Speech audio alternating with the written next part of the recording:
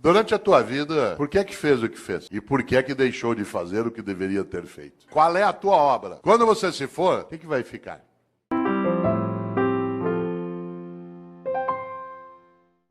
Talvez algumas pessoas não saibam, mas até o século I a.C., até o século I a.C., no mundo romano, o ano se iniciava em 1º de março. O ano se iniciava em 1º de março. O primeiro dia do ano era 1º de março. E o último era 28 de fevereiro. Foi Júlio César que alterou o calendário e colocou janeiro e fevereiro no início do ano. Pouco a pouco o mundo foi adotando o dia 1º de janeiro como o primeiro dia do ano. O único país do mundo em que o ano continua começando em março é o Brasil, né, que é um país clássico, né, um país clássico que não aceita essas modernidades de Júlio César, e para nós, não é março, ainda não começou, né? Olha que coisa interessante. No entanto, no passado se usava o último dia do ano, que no caso era 28 de fevereiro, para pensar sobre a vida. Os antigos, no mês de fevereiro, usavam o final do ano para pensarem sobre o que tinham feito e o que deveriam fazer. Nós passamos a fazer isso com dezembro. Quando se aproxima 31 de dezembro, alguns e algumas têm o hábito de pensar naquilo que fizeram. Isso é típico de algumas religiões, entre elas o judaísmo, o islamismo e o cristianismo, que tem uma ideia muito forte na vida. Tenha você ou eu religião ou não, há uma questão séria nessas religiões. Elas têm uma coisa chamada juízo final. O que me assusta na ideia de juízo final não é o fato de ser final, mas o fato de ser juízo. Porque na crença dessas religiões, insisto, acredite você ou não, essa é uma questão tua privada, há algo decisivo. Elas acreditam que ao final da tua existência, a divindade vai te chamar no canto e falar, vem aqui para um particular. Seguinte, durante a tua vida, por que é que fez o que fez? E por que é que não fez o que não fez? Aliás, por que é que fez o que fez do modo como fez? E por que é que deixou de fazer o que deveria ter feito? Essa é uma pergunta séria. Os cristãos construíram, a partir da influência judaica, uma percepção.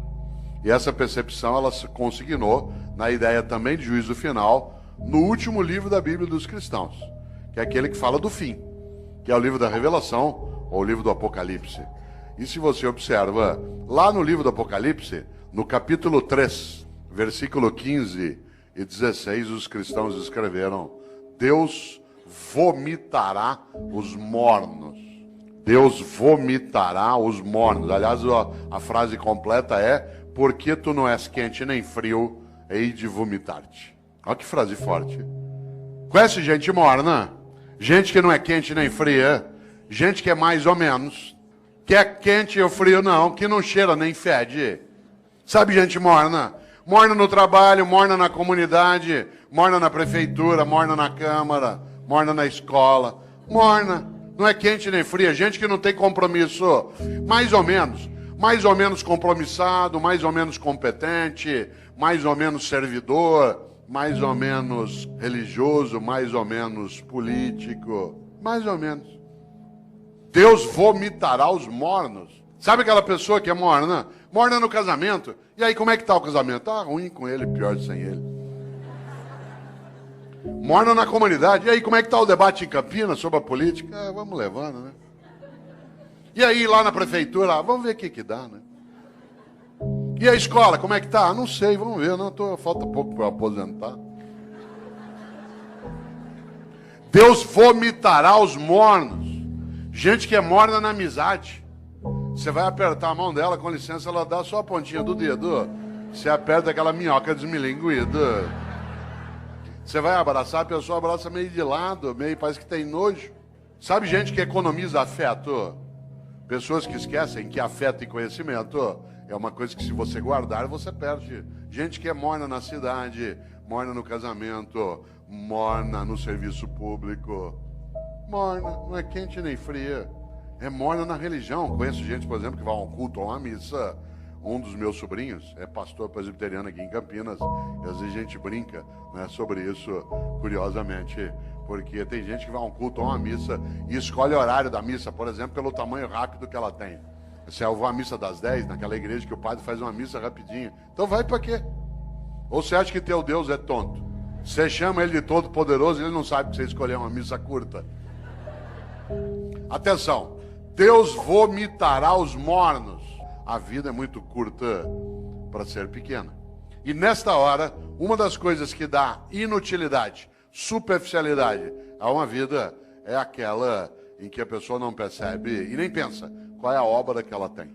Eu, quando era secretário de Educação na capital, percebi um dia uma coisa muito interessante. Todas as vezes que um secretário vai visitar uma escola, e secretário de Educação visita escola todo dia, quem que ia comigo? O meu assessor, de chapa dourada, junto com a segurança. Entrava na escola, tinha banda, tinha salgadinho, a gente era levado para a sala da diretoria, as crianças cantavam a Aquarela do Toquinho. Eu tenho trauma até hoje de tanto ouvir a Aquarela do Toquinho. Dava 2, 3 vezes por dia. Um dia eu falei isso pro Toquinho, eu falei, Toquinho, eu adoro tua música, mas eu tenho trauma dessa. Quem que ia comigo? A pessoa já convertida. Isto é, aquela que era do projeto político, que tinha entrado no mandato. E, portanto, já estava previamente convencida de qual era a finalidade do que se fazia. Quem é que não entendia direito o que fazia? O servidor do dia a dia. No andar que eu era secretário, lá no fundo tinha uma cozinha, onde ficava a Dona Maria, sim, uma pessoa real, que fazia café o dia inteiro para servir no gabinete do secretário. A gente vai recebendo pessoas e tomando café. No mesmo andar, lá no fundo, ficava um rapaz que tirava cópia xerográfica. No andar de baixo ficava a contabilidade, onde se fazia a nota de empenho. Sabe o que a Dona Maria achava que ela fazia na Secretaria de Educação? Café. Sabe o que o rapaz que tirava cópia xerográfica achava que fazia na Secretaria de Educação? Tirava cópia xerográfica. A moça que fazia nota de empenho achava que o trabalho dela era fazer nota de empenho. O que ela não tinha visão da obra. E por isso eles estavam na rotina do dia a dia. Não havia um entusiasmo. Um dia eu decidi mudar essa lógica.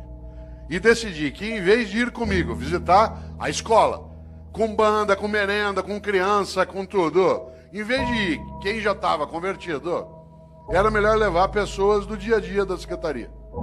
A primeira que foi comigo foi Dona Maria, com uma novidade. Primeiro, andar no carro do secretário. Segundo, no banco de trás. Terceiro, joelho com joelho.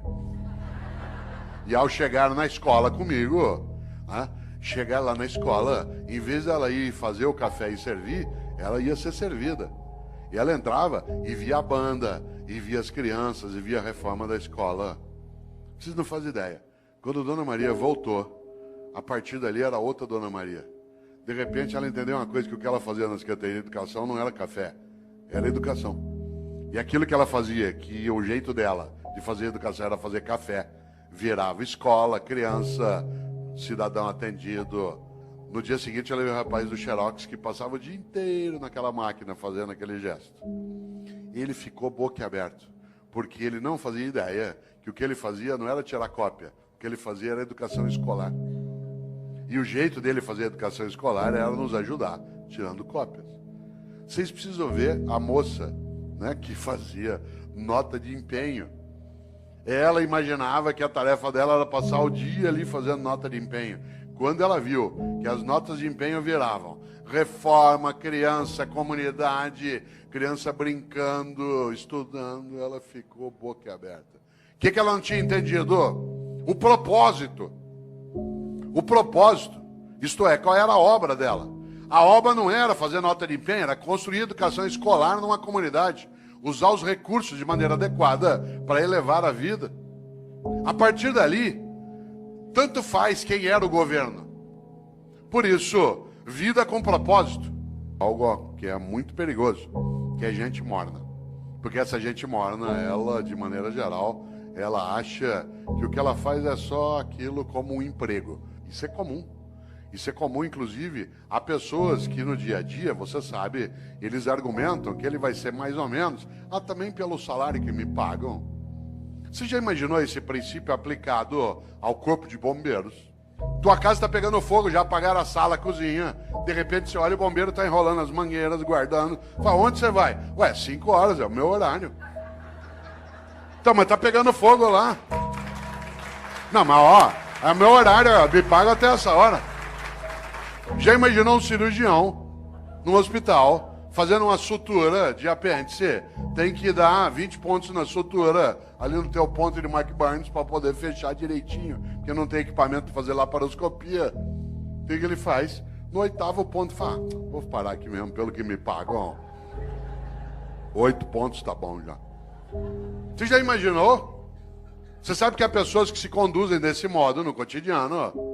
Obviamente que eu não estou falando de trabalhar sem remuneração, estou falando de outra coisa. Da capacidade de entender o quanto que a vida é muito curta para ser pequena. E algumas pessoas se apequenam no modo como se relacionam na atividade que desenvolvem. Por isso, volto eu aqui a uma questão: qual é a tua obra? Quando você se for e você se vai, o que vai ficar?